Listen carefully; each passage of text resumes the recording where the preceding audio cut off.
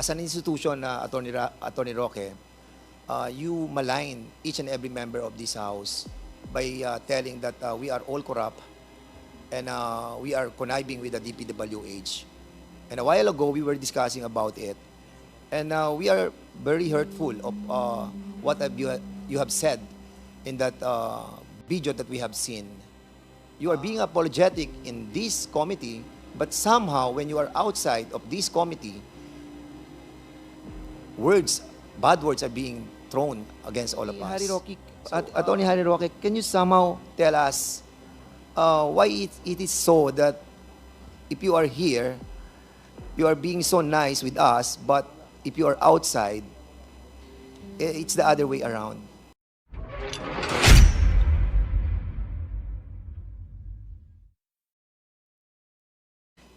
Hearing is resumed. Mr. Chair, Chairman, may I be recognized, please?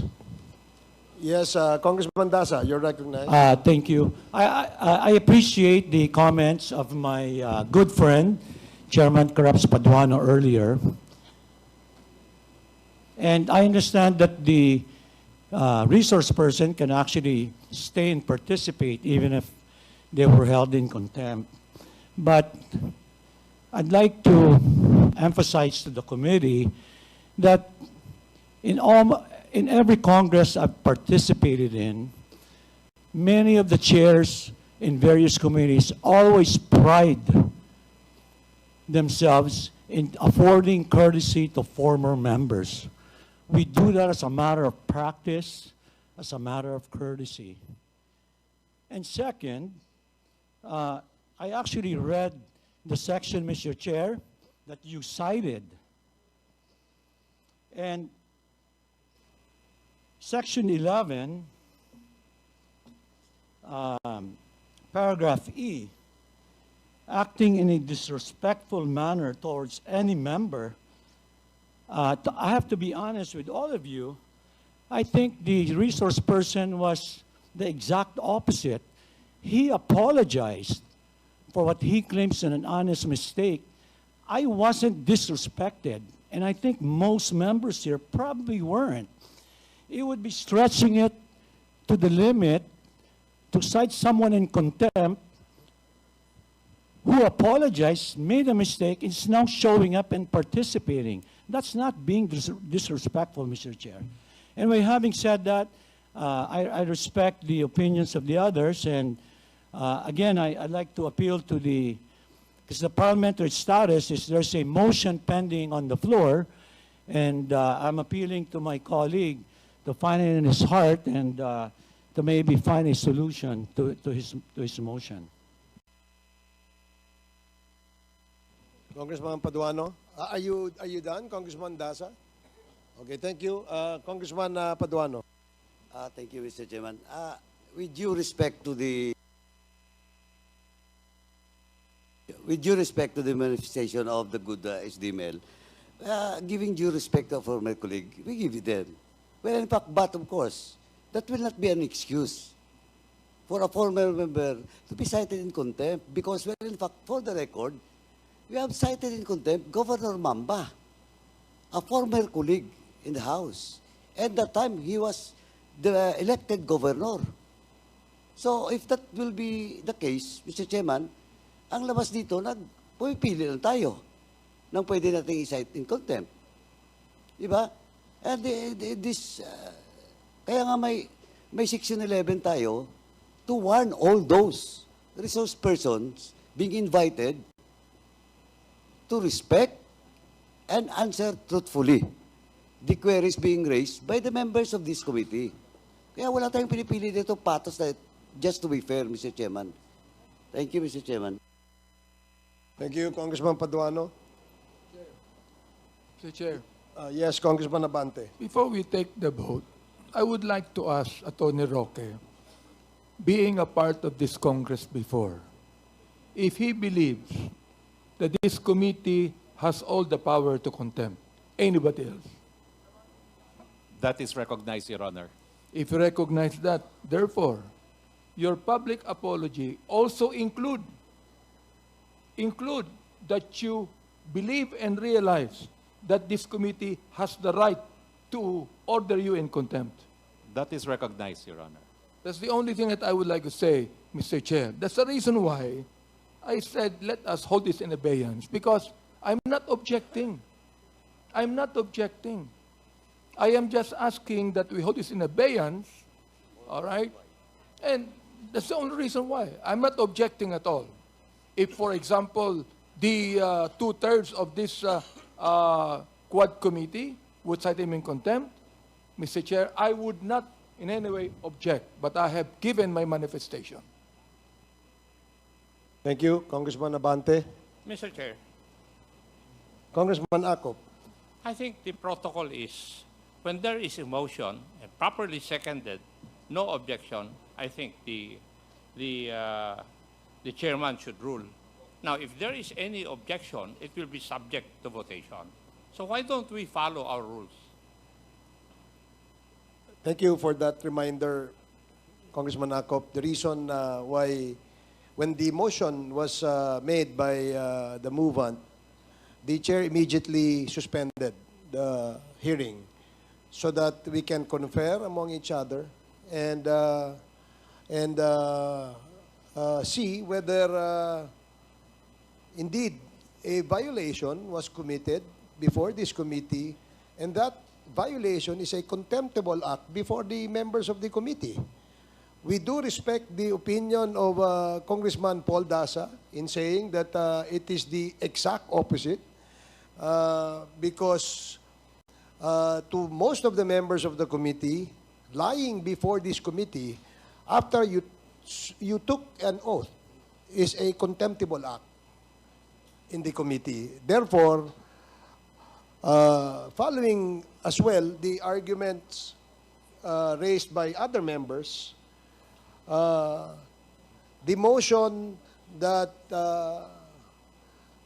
we will decide is a motion to cite Attorney Harry Roque in contempt, which comes with it the penalty of a detention in the detention facility of the House of Representatives.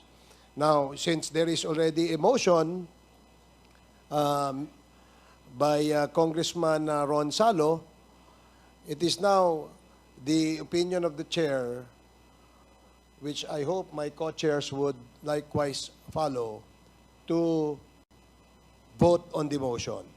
Mr. Chair, before we do the voting, Okay, Congressman Fernandez. we recognize and appreciate Attorney Harry Roque as being apologetic. And as a matter of fact, Mr. Chairman, it took us so many hours or maybe minutes to discuss this motion that was moved by Congressman Salo. And we know for a fact that he is really so apologetic about to the issue that what had happened. But unfortunately, I still remember the last time that we have discussed the issue of the SMNI, Celis and Badoy was cited in contempt. And Attorney Harry Roque was so vocal about attacking our institution and every members of this House. And I wanted to ask Secretary Roque before we render our vote on this issue, because as an institution, Attorney Roque, you malign each and every member of this House by telling that we are all corrupt and we are conniving with the DPWH. And a while ago, we were discussing about it. And we are very hurtful of what you have said in that video that we have seen. As much as we wanted to accept your apology, somehow behind our minds and our hearts, there is this something that lingers in all of us, that you are being apologetic in this committee, but somehow when you are outside of this committee, bad words are being thrown against all of us. So, Attorney Harry Roque, can you somehow tell us why it is so that if you are here, you are being so nice with us, but if you are outside, it's the other way around. Can we have some comment, Attorney Harry Roque? Please. Your Honor, aside from the fact that I respect the institution where I came from, there is also proper decorum. So I have always maintained that as a lawyer, I should be in top behavior while in Congress, and that is why there's a substantial difference when one is in the exercise of freedom of speech outside and when one is before an institution like Congress. No? Well, thank you very much for contemplating, Your Honors, whether or not this committee will cite me in contempt. I will, of course, accept it because I have no choice. But, Your Honor, I would like also to emphasize that the committee must abide with its own rules. No? And for now, I would like to make a query to the 4 committee secretaries of the Quad if we in fact have a quorum as we take this vote. Because I think as a person who may or may not be detained, I need to ensure at least that the rules are followed, that there be a 2/3 vote of the body, there being a quorum. And I do not know what quorum is involved, given that there is a Quad committee now, and which is actually a first as far as legislative history is concerned, no? That there are 4 committees. I'm just doing so, Your Honor, because I leave my faith to you, but that faith should, of course, be in conformity with the rules. But thank you very much, Your Honors. Yeah, Mr. Chair, my question, Mr. Chair. Mr. Secretary, is that are you being truthful with all your accusations against the institution and against all the congressmen when you deliver those statements after the contempt that was issued by all of us with Celis and Badoy? Your Honor, I still represent Celis and Badoy. And I raised legal grounds against the contempt. I said that there was no due process because in jurisprudence, there must be a show cause order before being cited in contempt. And I also said that the exercise of freedom of expression should not be deemed to be contemptible, especially under the facts of the Celis Badoy case, because they were raising an issue of public interest. So I do not know what other matters the good chair is referring to, but I certainly know how the institution works. I respect the institution, but we all know that there are also abuses within the institution, no? Which should not in any way affect the integrity itself of the institution, but certain practices will have to be condemned if, in fact, one sees them happening. Yeah, we understand you're kind of representing the SMNI, and we understand as well that of your freedom of expression. But of course, you have established also friends among the members of this House. And with that collective accusations against all of us, that really hurt a lot of members of this 19th Congress. And that's the reason maybe we have a long discussion about your predicament because of that friendship that you have established in this Congress. But of course, we have to follow our rules. As what you have said a while ago, that there are certain rules that we have to follow. Painful as it may be, but you have a lot of friends in here, but we have to do our job. We hope you will understand that, Secretary Roque. Yes, Mr. Chair. I'm always guided by the fact that I'm probably one of the most heavily criticized personalities in this country. No? And I have to take these criticisms in stride because of the importance of freedom of expression. And I would hope that all public servants would take to heart the decision of this honorable court, of the honorable court, that public servants should not be onion-skinned.